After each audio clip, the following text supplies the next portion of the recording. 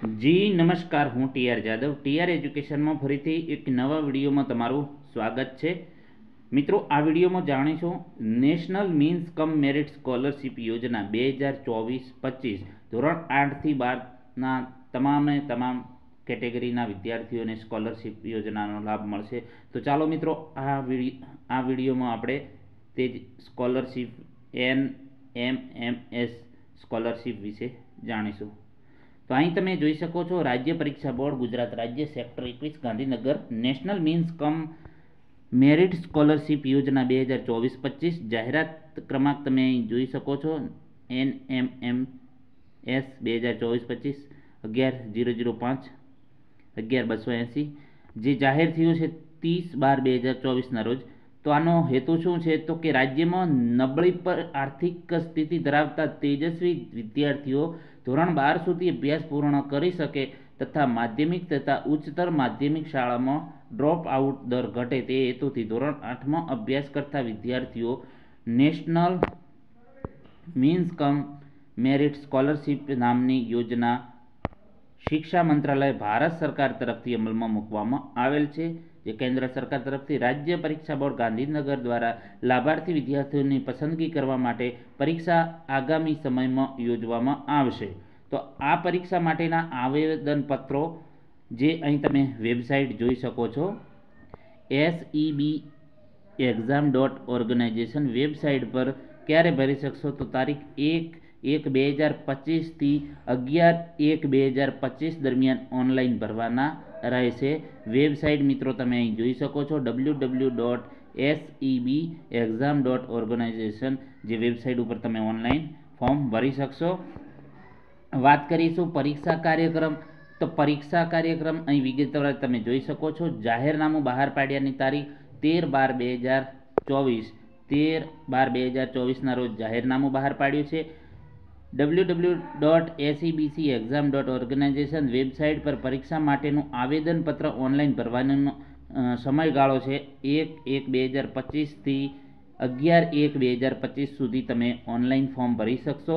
પરીક્ષા માટેની fee online ભરવાનો સમયગાળો 1/1/2025 થી 13/1/2025 સુધી તમે ઓનલાઈન ફી ભરી શકશો પરીક્ષા માટેની, અને પરીક્ષા તારીખ છે 16/2/2025ના રોજ તમારી પરીક્ષા લેવામાં આવશે। હવે વાત કરીશું શિષ્યવૃત્તિની રકમ તથા ચૂકવણીના શું નિયમ છે તેના વિશે ચર્ચા કરીશું। તો પરીક્ષા બાદ જિલ્લા વાઇઝ કેટેગરી વાઇઝ નિયત કોટામાં મેરિટમાં આવતા વિદ્યાર્થીઓને માસિક ₹1000 લેખે વાર્ષિક ₹12,000 મુજબ 4 વર્ષ સુધી નિયત પાત્રતા ધરાવતા વિદ્યાર્થીઓને શિષ્યવૃત્તિ મળવાપાત્ર થાય છે। એટલે કે જે ₹12,000 વાર્ષિક મળશે, માસિક મહિનાના 1000, વર્ષના 12,000, એ રીતે 4 વર્ષ સુધી 48,000 ટોટલ તમને મળવાપાત્ર થશે। રાજ્યના કુલ ક્વોટા 5097 વિદ્યાર્થીઓ છે, જે 5097 વિદ્યાર્થીઓને સ્કોલરશિપ આપવાની છે। શિષ્યવૃત્તિની રકમ ચૂકવણી શિક્ષણ મંત્રાલયની જે ગાઈડલાઈન અનુસાર પાત્રતા ધરાવતા વિદ્યાર્થીઓએ નેશનલ સ્કોલરશિપ પોર્ટલ પર ફ્રેશ અને રિન્યુઅલ એપ્લિકેશન કરે તથા તે એપ્લિકેશન સંબંધિત શાળા અને સંબંધિત જિલ્લાના નોડલ અધિકારીશ્રી દ્વારા નેશનલ સ્કોલરશિપ પોર્ટલ પર વેરીફાઈ કરે, ભારત સરકારના શિક્ષણ મંત્રાલય ન્યૂ દિલ્હી દ્વારા સીધી જ લાભાર્થી વિદ્યાર્થીઓના બેંક ખાતામાં શિષ્યવૃત્તિ જમા થશે। નેશનલ સ્કોલરશિપ પોર્ટલની સૂચનાઓ મુજબ સ્કોલરશિપ મળવાપાત્ર થાય છે જો કોઈએ ખોટી રીતે ડોક્યુમેન્ટ રજૂ કરી સ્કોલરશિપ મેળવેલ હશે તો તેની જવાબદારી ઉમેદવારની રહેશે। રાજ્ય પરીક્ષા બોર્ડ દ્વારા માત્ર પરીક્ષાનું આયોજન કરે છે, જે ગુજરાત પરીક્ષા ફક્ત યોજશે, ડોક્યુમેન્ટનું વેરિફિકેશન કરવામાં આવતું નથી। શિષ્યવૃત્તિ બાબતમાં રાજ્ય પરીક્ષા બોર્ડ જવાબદાર રહેશે નહીં, કેન્દ્ર સરકાર સીધું તેની સંચાલન કરે છે। વિદ્યાર્થીઓની લાયકાત શું છે તો તેના વિશે મિત્રો ચર્ચા કરીશું। લાયકાત શું હોય કે ફોર્મ ભરી શકે? તો કે જે વિદ્યાર્થી ચાલુ શૈક્ષણિક વર્ષમાં ધોરણ 8માં સરકારી પ્રાથમિક શાળાઓ, લોકલ બોડી શાળાઓમાં, જિલ્લા પંચાયત, મહાનગરપાલિકા, નગરપાલિકાની શાળા તથા ગ્રાન્ટેડ પ્રાથમિક શાળાઓમાં અભ્યાસ કરતો હોય તેવા વિદ્યાર્થીઓ NMMSની પરીક્ષા આપી શકાય. જનરલ કેટેગરી તથા ઓબીસી કેટેગરીના વિદ્યાર્થીએ ધોરણ 7માં ઓછામાં ઓછા 55% લાવવાના રહેશે. જનરલ કેટેગરીને ઓબીસીના જે વિદ્યાર્થીઓ છે ધોરણ 7માં ઓછામાં ઓછા 55 ગુણ કે સમકક્ષ ગ્રેડ મેળવેલો હોવો જોઈએ તો જ ઈ ફોર્મ ભરી શકશે. અનુસૂચિત જાતિ અને અનુસૂચિત જનજાતિ એટલે કે એસસી અને એસટી માટે ધોરણ 7માં ઓછામાં ઓછા 50% ગુણ હોવા જોઈએ. તો જનરલ અને ઓબીસી માટે છે 55%, જ્યારે એસસી એસટી માટે 50% ગુણ હોય તો જ ફોર્મ ભરાશે. એના પછી વાત કરીશું નોંધની કે ખાનગી શાળાઓ, પ્રાઇવેટ શાળાઓ, સેલ્ફ ફાઇનાન્સ શાળાઓ, કેન્દ્રીય વિદ્યાલય, જવાહર નવોદય વિદ્યાલય તથા જે શાળાઓમાં રહેવા, જમવા અને અભ્યાસની સગવડ પૂરી પાડવામાં આવતી હોય તેવી રાજ્ય સરકારની સંસ્થા દ્વારા ચલાવાતી નિવાસી શાળાના વિદ્યાર્થીઓ આ પરીક્ષા આવેદનપત્ર ભરી શકશે નહીં. એટલે કે ખાનગી શાળાઓ, પ્રાઇવેટ શાળાઓ, સેલ્ફ ફાઇનાન્સ શાળાઓ, કેન્દ્રીય વિદ્યાલય, જવાહર નવોદય વિદ્યાલય તથા જે શાળાઓમાં રહેવા, જમવા અને અભ્યાસની સગવડ પૂરી પાડવામાં આવતી હોય તેવી કેન્દ્ર સરકાર, રાજ્ય સરકારની સંસ્થાઓ દ્વારા ચાલતી નિવાસી શાળાના વિદ્યાર્થીઓ આ પરીક્ષામાં આવેદનપત્ર ભરી શકશે નહીં. એના પછી વાત કરીશું આવક મર્યાદા. તો આવક મર્યાદા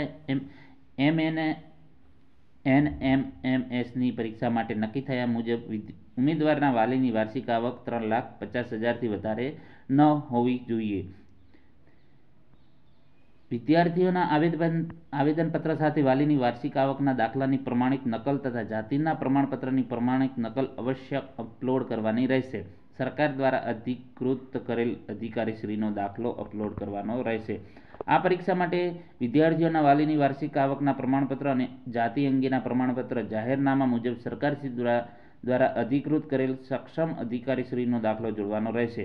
જાતિ તેમજ આવક અંગેના પ્રમાણપત્રો મેળવવા વાલીઓને તકલીફ પડતી હોવાથી રજૂઆતો અગાઉની પરીક્ષામાં રાજ્ય પરીક્ષા બોર્ડને મળેલ હતી તે જોતા નીચે ફેરફાર કરવામાં આવ્યા છે. તો આવક અંગેના પ્રમાણપત્ર માટે મામલતદાર શ્રી, તાલુકા વિકાસ અધિકારી શ્રી, તલાટી કમ મંત્રી, ચીફ ઓફિસર શ્રી તેમજ કોઈપણ આવક અંગેનું પ્રમાણપત્ર માન્ય રહેશે. એટલે મામલતદાર શ્રીનો ચાલશે, તાલુકા વિકાસ અધિકારી, તલાટી કમ મંત્રી, ચીફ ઓફિસર એમનો માન્ય રહેશે. જાતિ અંગેના પ્રમાણપત્ર મામલતદાર શ્રી, તાલુકા વિકાસ અધિકારી શ્રી, શાળાના આચાર્યનો રજિસ્ટર્ડ જાવક નંબર તેમજ ફોટા સાથેનું બોનોફાઇડ માન્ય રહેશે, જેમાં વિદ્યાર્થીની પેટા જાતિનો ઉલ્લેખ કરવાનો રહેશે. વિદ્યાર્થીઓ નિયત આવક મર્યાદામાં અને નિયત જાતિની કેટેગરીમાં આવે છે તેની શાળાના આચાર્યશ્રીએ ચકાસણી કરવાની રહેશે.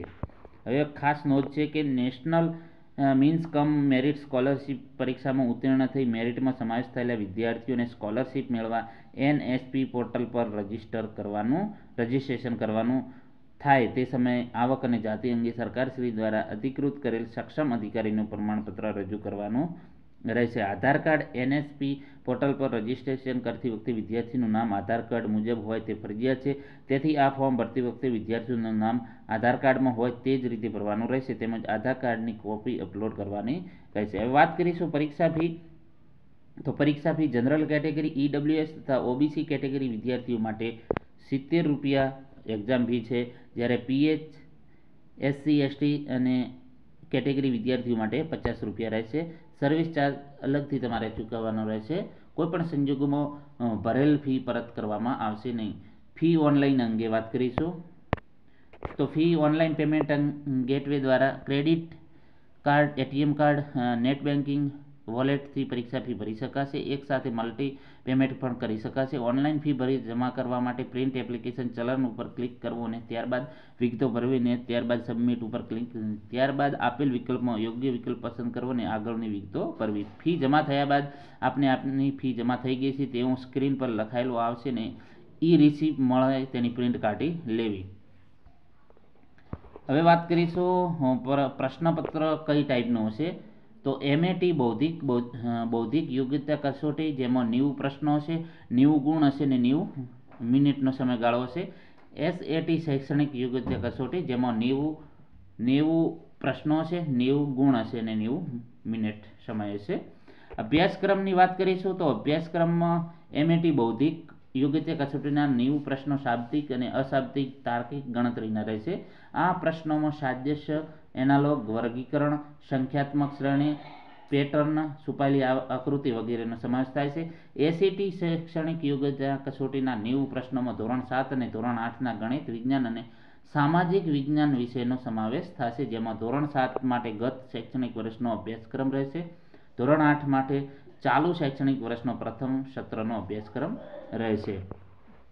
હવે વાત કરીશું ક્વોલિફાય ગુણ. તો જનરલ અને ઓબીસી વિદ્યાર્થીઓ માટે 40% બંને વિભાગના 40% ગુણ રહેશે અને એસસી એસટી વિદ્યાર્થીઓ માટે ગુણ 32% ગુણ હોવા જોઈએ. ક્વોલિફાઈંગ ગુણ મેળવનાર વિદ્યાર્થીઓ પૈકી જિલ્લાવાઇઝ કેટેગરી નક્કી થયેલ કોટા મુજબ મેરિટમાં આવતા વિદ્યાર્થીઓને શિષ્યવૃત્તિ મળશે. પીએચ વિદ્યાર્થીઓનો અહીં તમે જોઈ શકો છો વર્ગીકરણ, જેમાં અલગ અલગ વર્ગીકરણ આપેલું છે. Blindness, low vision, deaf, hard of hearing, અલગ અલગ તમે જોઈ શકો છો અહીં. કસોટીનું માળખું. તો પરીક્ષાનું માધ્યમ અંગ્રેજી તેમજ ગુજરાતી રહેશે. વિદ્યાર્થી જે માધ્યમ પસંદ કરશે તે માધ્યમનું પ્રશ્નપત્ર આપવામાં આવશે. આ કસોટી બહુવિકલ્પ સ્વરૂપની અને વિવિધ હેતુલક્ષી એટલે કે multiple choice question MCQ base રહેશે. દરેક પ્રશ્નનો 1 ગુણ રહેશે. આ કસોટીના મૂલ્યાંકનમાં કોઈ નકારાત્મક નેગેટિવ માર્કિંગ હશે નહીં. અંધ વિદ્યાર્થીઓ 30 મિનિટનો વધારો સમય આપવામાં આવશે. જે અંધ વિદ્યાર્થીઓ છે એમને 30 મિનિટ વધારે સમય આપશે. ઓનલાઈન અરજી કરવાની રીત. તો આ જાહેરાતના સંદર્ભમાં પરીક્ષા બોર્ડ દ્વારા ઓનલાઈન અરજી સ્વીકારવામાં આવશે. તારીખ 1/1/2025 થી 11/1/2025ના રોજ. જે વેબસાઇટ અહીં તમે જોઈ શકો છો www.acbcexam.government પર જઈને ઓર્ગેનાઇઝેશન પર જઈને નજીક અરજીપત્રક ભરી શકશે. અરજી કરવા માટેની અલગ અલગ સ્ટેપ આપ્યા છે. અરજીપત્રક કન્ફર્મ થયા બાદ ફી ભરવા પછી જ માન્ય ગણાશે. જેમાં સમગ્ર ફોર્મ અંગ્રેજીમાં ભરવાનું રહેશે. સૌપ્રથમ www.acbexam.organization પર જવાનું રહેશે. એપ્લાય નાઉ પર ક્લિક કરવાનું રહેશે. નેશનલ મીન્સ કમ મેરિટ સ્કોલરશીપ સામે એપ્લાય નાઉ પર ક્લિક કરવાનું રહેશે અને એપ્લાય નાઉ પર ક્લિક કરવાથી એપ્લિકેશન ફોર્મ દેખાશે. એપ્લિકેશન ફોર્મમાં માંગવામાં આવેલ તમામ માહિતી ભરવાની રહેશે. વિદ્યાર્થીનું નામ માત્ર આધાર કાર્ડ પ્રમાણે જ રહેશે. શાળાની વિગતો માટે ડાયસ નંબર નાખવાનો રહેશે. એના પછી સબમિટ કરીને ડેટ સેવ થશે અને એપ્લિકેશન નંબર જનરેટ થશે, જે તમારે સાચવીને રાખવાનો રહેશે. વેબસાઇટ પર એસસી એસટી તેમજ એની કેટેગરી ઉમેદવારો જે તે જગ્યાએ પ્રમાણપત્ર નંબર, તારીખ અને આવકનો જે દાખલો છે, જાતિ પ્રમાણ કોપી અપલોડ કરવાની રહેશે. આધાર કાર્ડ અપલોડ ફરજિયાત કરવાનું રહેશે. એ રીતે તમારે અહીં અરજી કરવાની રહેશે. અહીં વિગત આપેલી છે. ખાસ નોંધ કે ભારત સરકાર દ્વારા ચાલુ વર્ષની નેશનલ મીન્સ કમ સ્કોલરશીપ યોજનાના લાભાર્થી વિદ્યાર્થીઓનું આધાર કાર્ડ મુજબ નેશનલ સ્કોલરશીપ પોર્ટલ પર રજીસ્ટ્રેશન કરેલ હોય. શાળાના યુડાયસ અને આધાર કાર્ડમાં નામ મિસમેચ હોવાથી કિસ્સામાં વિદ્યાર્થીઓનું રજીસ્ટ્રેશન કરવામાં મુશ્કેલી ન થાય, તેથી વિદ્યાર્થીનું શાળાના યુડાયસનું નામ અને આધાર કાર્ડ મુજબનું નામ સમાન હોય તેની કાળજી ચકાસણી કરીને ઓનલાઈન ફોર્મ ભરવાનું રહેશે. હવે જરૂરી ડોક્યુમેન્ટ કયા કયા છે તેની વાત કરીશું. તો કે ઓનલાઈન ભરેલું આવેદન પત્રની પ્રિન્ટ સાથે નીચે મુજબના આધારો પ્રમાણપત્રો જોડવાના, જેમાં ફી ભર્યાનું ચલણ, માત્ર એસીબીસી કોપી. એના પછી